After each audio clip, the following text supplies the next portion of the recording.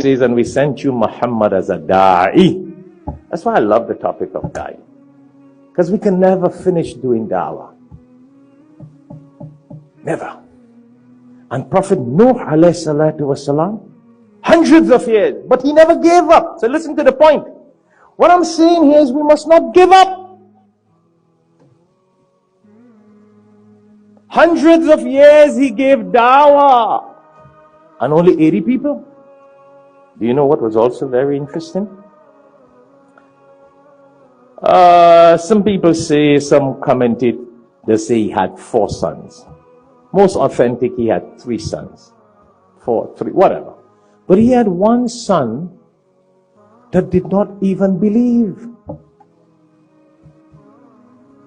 And in addition to that, his wife did not believe. You know, amongst the prophets, there were 2 prophets whose wives never believed in Allah. Prophet Lut and Prophet Noah. Nuh alayhi salatu wasalam. But did he whine? Did he cry? Did he frustrate himself because his son and his wife did not believe? No. Did he give up the mission of da'wah? Did he give up the mission of spreading the message of Allah? No.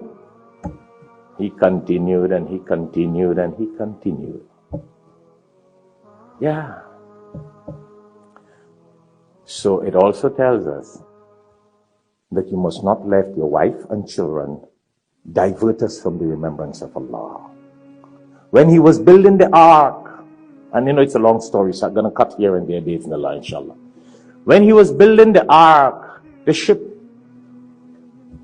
famous Noah's ark, son laughed at him, wife laughed at him, the people laughed at him. What foolishness are you doing? And what was very interesting, he did not build the ark by the sea. He built the ark in the middle of land on top of a mountain or highland. So everybody were even double laughing at him. How are you going to take this ark to the ocean? You're going to ask all of us to carry it? The wind will blow it, and they were making a fool out of him. And he said, Allah has ordered me to do this, and I do what Allah has ordered me to do. So people without spiritual insight don't understand the work of Allah.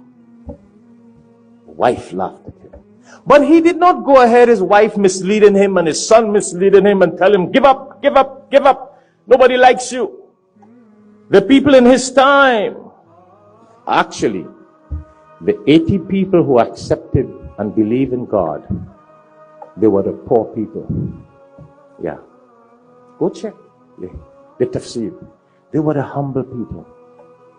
And the rich people used to laugh at him and said, it's a bunch of poor people who accept you and your God. Waste of time. We won't waste our time on that. So the rich laughed at him. The pompous and the proud ones laughed at him.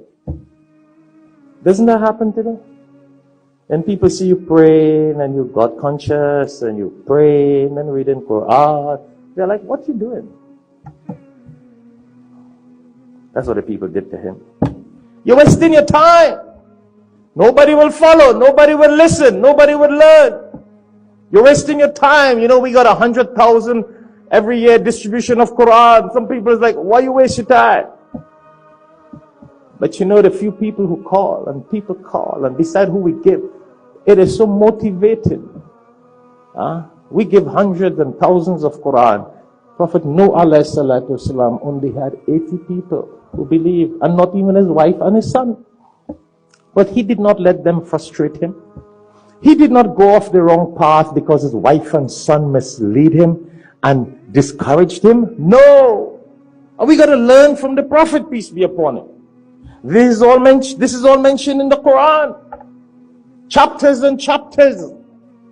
And the scriptures before. Because Allah wanted us to learn.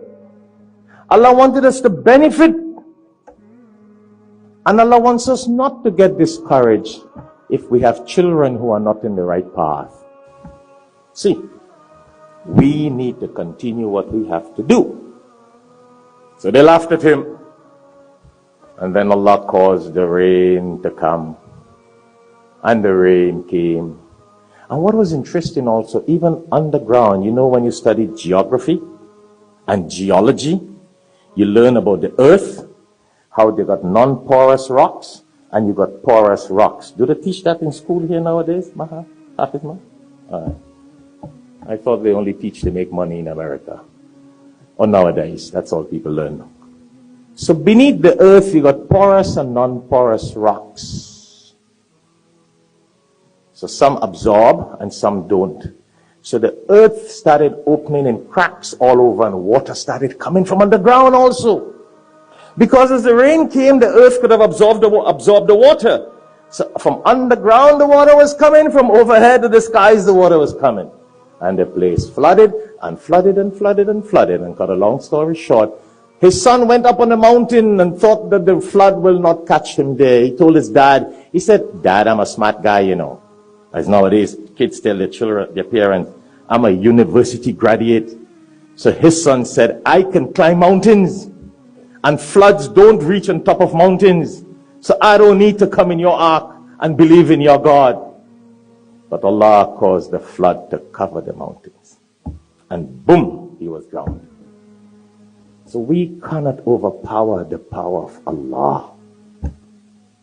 That's why when we are reminded, my brothers and sisters, obey Allah. Follow the Rasul sallallahu alaihi wasallam. Don't give up. Could you imagine